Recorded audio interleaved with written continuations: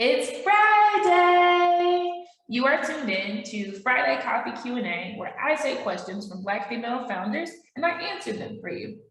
So our first question comes from Asia07, and she asks, what's your advice for prepping and delivering presentations for introverts? Great question. I have 3 tips for you that I think will make things a whole lot easier for you. And the first one is to let your audience do the warming themselves up, right? And what I mean by that is you can do kind of call and response type things that show up in all of your presentations that allow them to get engaged, right? And warm themselves up so they're not depending on you to make jokes, break the ice, etc. So it could be anything from, saying, hey, I want to get to know you, drop your favorite candy in the chat, right? It could be something that I do very often, saying, tell me where you're from, drop it in the chat, right? That gets their fingers moving, that gets them, kind of opening up and surveying who else is in the room, right? You could do things such as saying, if you're with me, drop, say a keyword, right? Drop leverage in the chat, or drop, power in the chat, or power moves in the chat, right? But doing that at the onset of your presentation and then continuing to do that throughout your presentation really keeps your audience engaged without you having to think on your feet and having to crack jokes that you really don't want to crack, right? And just being sure to acknowledge whatever they're putting in the chat as well. Saying, oh, I see you, Crystal from New York, or I love almond joys as well, right? The second tip I have for you is to leverage tech to kind of add some pizzazz to your presentation through surveys, right? So Slido, S-L-I-D-O, is by far the most impressive interactive survey platform that I've seen. They allow you to kind of pre-write your questions, and then you can share a barcode live during the presentation, or you can just share the link, right? The link is usually very straightforward. It's just slido.com, and you can have the password. But it allows you to share your screen and show people's answers live. So a lot of times I'll ask like these open-ended questions. Like I did this for a group of young high school students this year, at the top of the year. And I asked the question of, what do you want to be when you grow up, right? And I shared the screen and their answers came up on the screen, and the times that people had the same answer, it would get bigger and bigger and bigger, right? But again, this is great for introverts in that you allow the audience to warm themselves up, right? So Slido.com is super dope. You could just, ask these surveys, pre-populate them right before you show up to the presentation, and then share the results on the screen. But it's really, really cool, and it makes the audience feel seen, right? Valued, respected, etc. You build trust without having to open up in ways that you're not comfortable with, right? And then the third and last thing I would offer as a tip is to really stick to a structure, right? Patterns take the guesswork out of so many things. I give people that I coach and mentor patterns for networking, right? Patterns for launching products, patterns for, creating products. And I would stress to you that you have to have a pattern for the way that you structure your presentation. And stick to that, right? And when you use a certain pattern and you see that that pattern might have been more successful than other things you've tried in the past, then scrap the other stuff you've done and stick to that pattern. So I'll give an example. The way that I typically structure my presentations is that I start with who I care about, right? Because the godfather of networking, to be quite honest, his name is Dr. George Fraser. He hosts the Power Networking Conference every single year, and he has books on networking and all of this stuff. But he says people only care about WIFM. They only listen to WIFM, and that is what's in it for me. And so at the beginning of my presentations, I use that structure where I say, who is this for? Before I start talking about who I am, what I do, what I've done, where I've been, I let them know that they are seen in the right place by having a few slides on who the presentation is for, right? And so I call out their pain points and I say, you're in the right place, I stress their needs, relax, right? I put pictures up there and I say, you're in the right place, right? That is my structure. I start that way, and then I go into telling them who I am, right? So I share some professional things, I share some life experience things, I share some of my faves, And then I share who I'm doing it for, right? But I start with WIFM, what's in it for me, right? From the point of view of the audience, right? Who it's for. Then I go into myself, who I am. I do an agenda, whatever we're going to be covering. And then I get into the meat of my presentation. And that structure takes the guesswork out of it, because no matter what presentation I'm doing, most of that in the beginning is the same, right? I'm telling the same story about myself, right? Maybe I'm replacing some slides, maybe, not necessarily, because if I'm always talking to the same audience about similar things, then I don't even need to change who this is for. And it's really like the content on the back that I may need to tweak. A lot of times you don't need to do that either. So stick to a pattern, and it takes the guesswork out of it. So hopefully those 3 tips are helpful. Great question, and Godspeed on your journey. And then I have another question. This question is from Joyful Journey 365.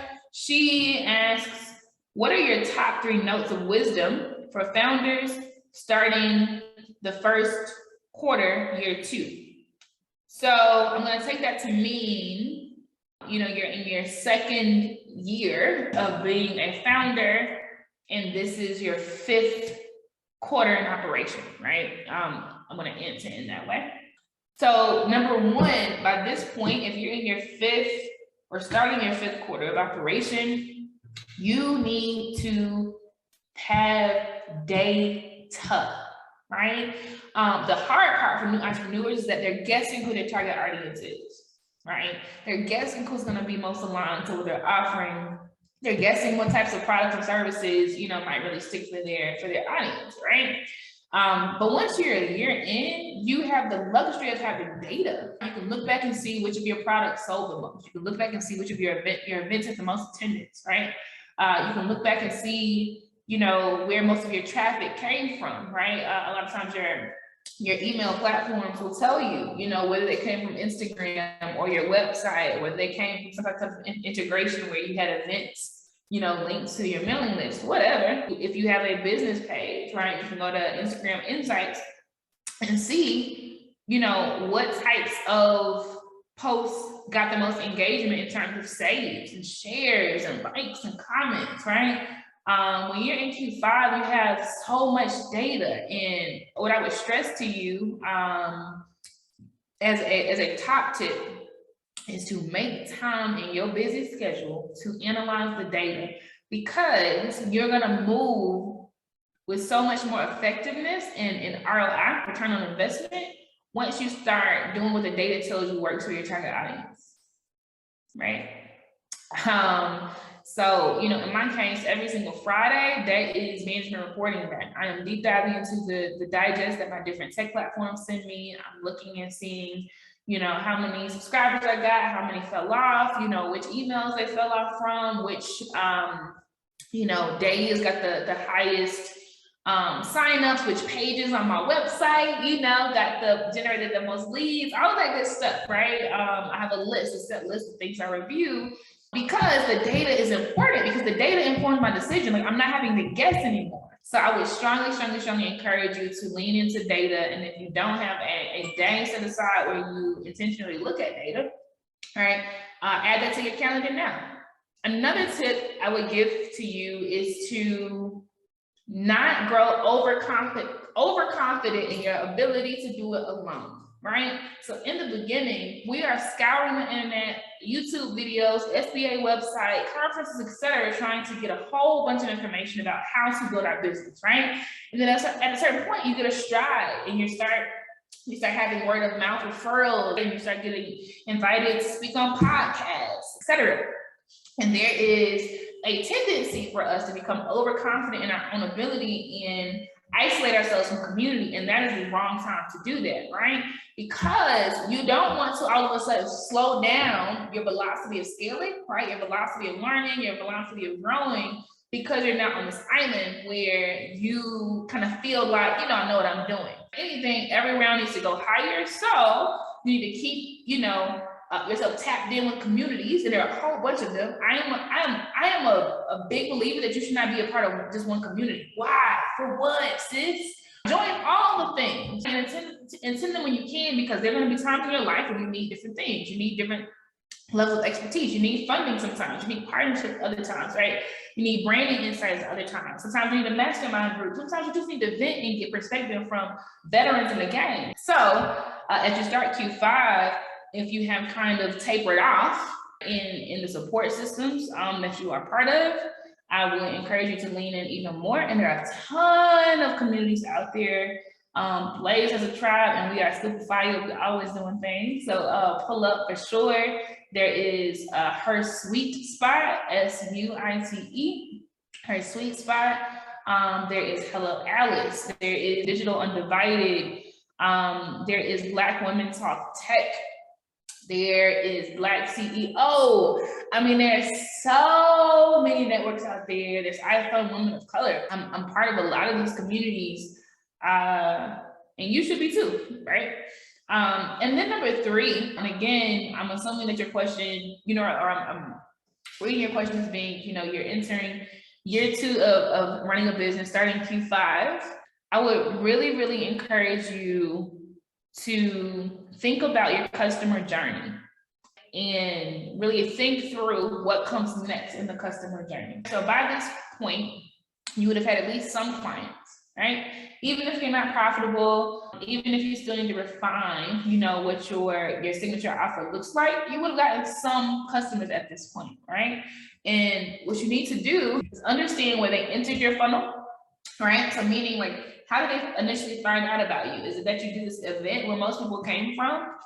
Is it that they're following you on Instagram, or they found out about you from Facebook Live? Whatever, right? But look at the past, look at your historical data, look at your clients, journeys, figure out where they came in at, right? And then figure out, and this based on just reviewing, right, what's happened in the past, figure out what they usually purchase first. And maybe it was a lead magnet, maybe it was a download, right? A free download that you have, whatever. Figure out what they purchased first, what price point that was, right? What happened after they finished, what typically happened. Did they reach out to you for one-on-ones after that? Did they join a membership group of yours? After that, did they ask you some questions about a new need that they had, right? Did you have a solution for that need? Did you, typically after a certain service, do you start offering some type of one-on-one help with websites or, photography session, whatever? But figure out that journey, think back and look at what most people have done. And then what I want you to do is optimize that journey. Meaning, if most people are doing a certain thing, you need to go ahead and automate that. You need to go ahead and expect that to happen. So instead of leading with this thing back here that they don't even get to until 8 months into their relationship with you, don't lead with that, right? Because you're going to put off a lot of people and miss a whole lot of things. Really work on putting the thing in front of them that typically, right, has the most conversions, right? Bringing them into your funnel. Then after a certain amount of time that makes sense, right? You pitch the thing that people typically buy the first time. And then after a certain amount of time, you have this pre-planned thing where it's going to push that next thing that you're almost like doing the work of thinking for them, right? Or being a couple of steps ahead of them, not too early, but predefine that funnel. And it is so important if you want to increase your lifetime customer value, right? Or your lifetime value of a customer. What that means is, if you think about an individual, it is the amount of money that you make off that individual over a span of time. In the beginning, I get it. You're thinking about, like, let me make this sale, right? But the truth is, if you really do understand your customer journey and the needs that are going to come up for them, like after they go through the elementary stage of, solving a problem and they're ready for meat and potatoes, can you show up at that point? Do you show up at that point? Do you put that in front of them? Act proactively. And if you do, you increase the lifetime value of that customer, because it's not just one sale. Even if the next one comes in 6 months, you already know it's predefined. So you already have the emails ready to set up for them. You already have a new lead magnet to lead them into this thing. You already have this re-engagement emails that are going to go out, whatever.